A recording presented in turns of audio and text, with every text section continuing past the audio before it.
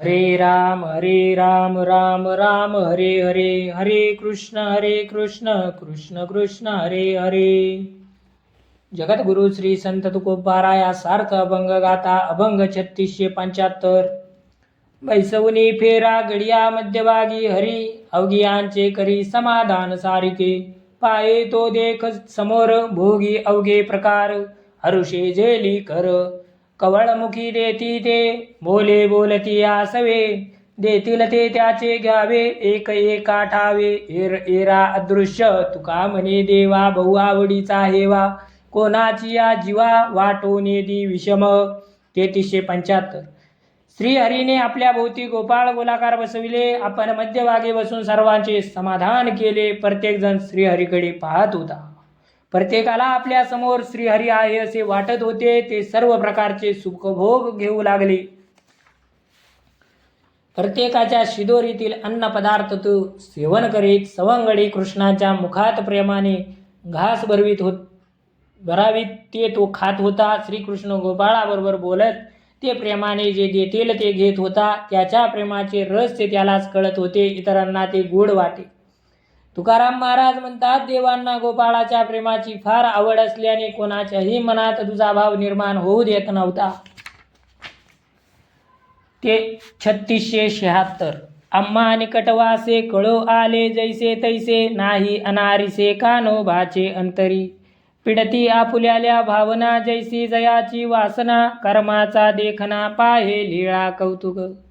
खेळ खेळे न पडे टाही, ज्याचा भार त्याच्या ठाई. कोणी पडतील डाही, कोणी कोडी उगवती. तुका म्हणे कवळ हाती घेऊनी गोपाळ, देतो ज्यांचे बळ त्यासी तैसा विभाग. 3676. कान्होबाच्या अंतकरणात कोणाबद्दलही आपपर भाव नाही हे सत्य आम्हाला त्याच्या निकट सहवासामुळे कळते. ज्याची त्याच्याविषयी जशी वाईट किंवा चांगली भावना असेल त्याप्रमाणे त्याला पीडा भोगावी लागते. पण श्रीहरी हा सर्वांच्या कर्माचा साक्षी असल्यामुळे तो केवळ कौतुक पाहत असतो. तो सर्व क्रीडा खेळत असतो पण डावात सापडत नाही. ज्याचा भार त्याच्या ठिकाणी ठेवतो तर काही संसाराची बंधने स्वप्रयत्नांनी सोडवितात, दुसऱ्याला बंधन मुक्त करतात. तुकाराम महाराज म्हणतात, काल्याच्या प्रसंगी श्रीकृष्णाने हातात हात घेऊन ज्याचा जसा भक्तिभाव असेल त्याप्रमाणे त्याला त्याचा विभाग दिला. 3677.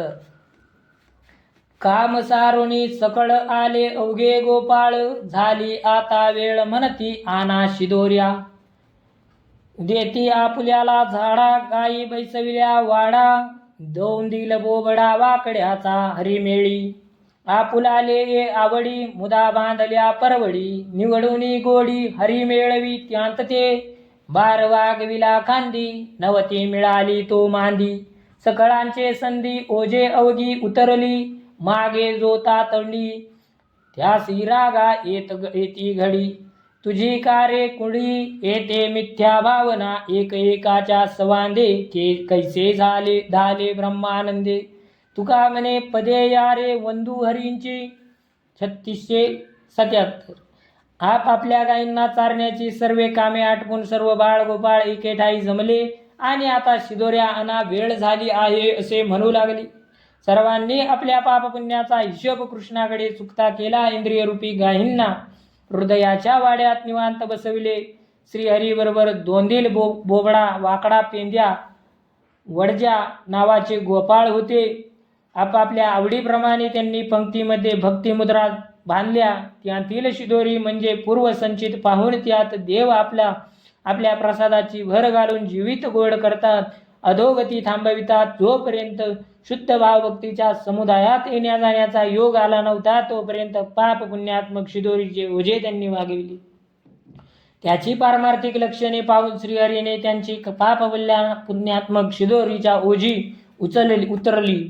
अधीर होऊन उतावळीपणे जो मागतो त्याच्यावर इतर गोपाळ रागावून म्हणतात, आपल्याला मिळेल का नाही अशी हीन अविश्वासी भावना का रे ठेवतोस.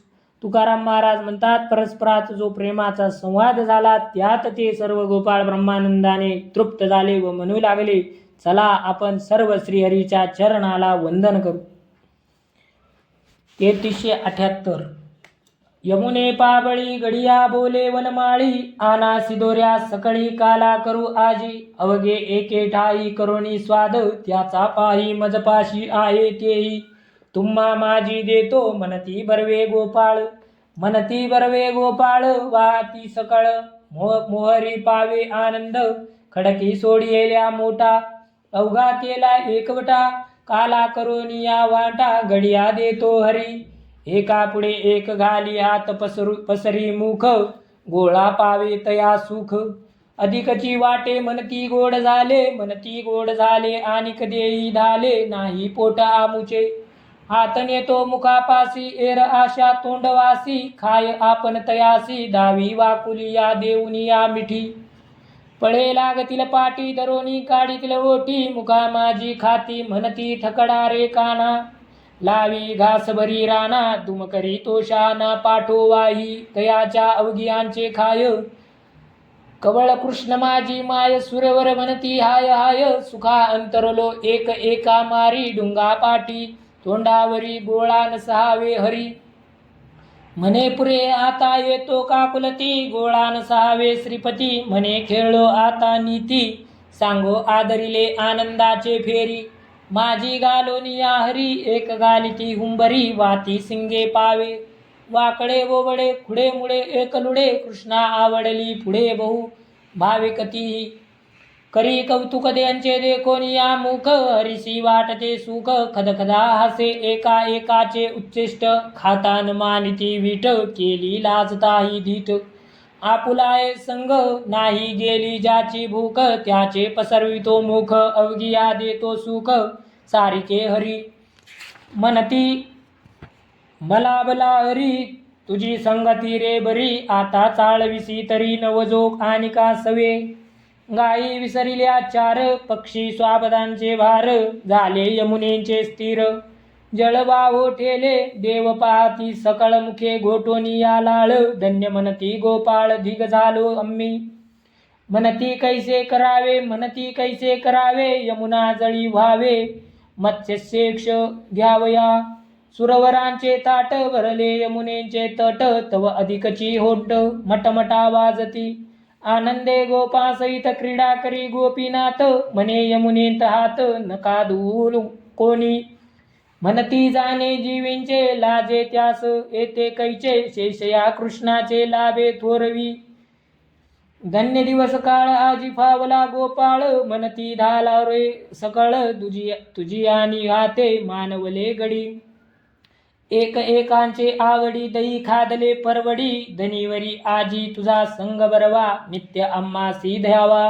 ऐसे करोनिया जीवा, नित्य देवा चालावे तव वने वनमाळी, ग्यारे काठिया कांबळी, आता जाऊ खेळी मेळी, गायी चारावया, आजी झाला आनंदू नवर्नवे ब्रह्मानंदू, चाले परमानंदू सवे आम्हा सहित, तुका म्हणे प्रेम झाली कोणा नसावे चाली, गायी गोपाळांसी केली आपण यासरी,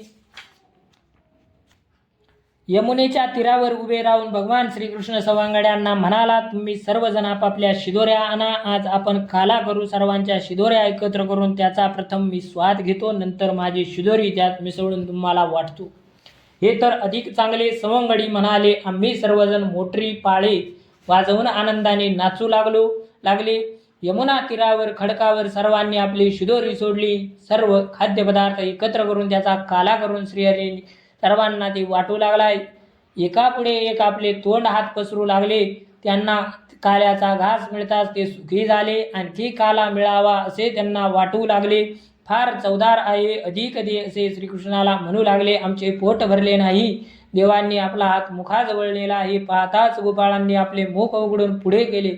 पण श्रीहरीने त्यांच्या मुखात घातल्यासारखे करून स्वतःला काला खाण्यास सुरुवात केली. श्रीहरी त्यांना चुकवून पळू लागला. त्यावेळी गोपाळांनी पाठलाग करून त्यांना पकडले व त्याच्या मुखातील घास काढून आपण तो खाऊ लागले. ते म्हणतात, हा कान्हा लबाड आहे, एका घासासाठी रात्रभर धावायला लावले. जो कोणी याला धरून ठेवेल तो शहाणा. श्रीकृष्ण सवगड्याचे घास खातो तेव्हा स्वर्गीचे देव खंती करीत म्हणाले, आम्ही या सुखाला पारखे झालो असे तुकाराम महाराज म्हणतात.